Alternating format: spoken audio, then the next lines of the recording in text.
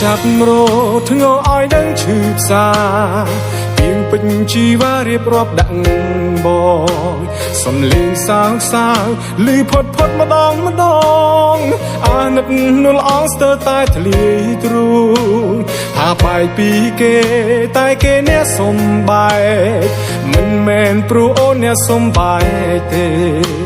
ច្រើនលើកច្រើនសារក្រំគ្រាព្រោះស្នេហ៍គេគ្មានពេលទំនេរសម្រាប់ញញឹម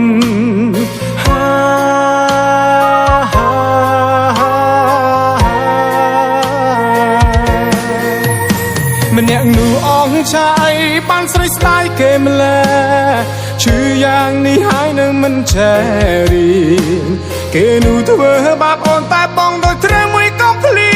ងឈឺចំនួននាងតែនាងមិន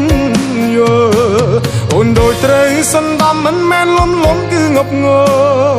បងតគំនិតនឹងការប្រែថ្លៃទោះមិនឃើញបងស្មោះតែក៏អាចរត់នេះថ្មីគេអចាអីទៅខំប្រឹងម្លេះ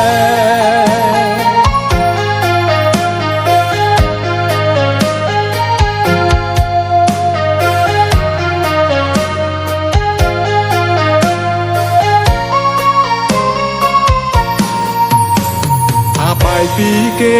តែគេអ្នកសំបែកមិនមែនព្រោះអូនអ្នកសំបែកទេ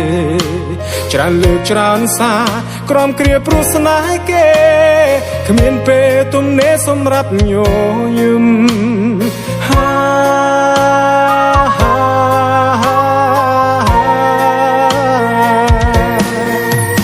ម្នាក់នោះអងឆាយបានស្រីស្ដាយគេម្លេះឈឺយ៉ាងនេះហើយនៅមិនចេះ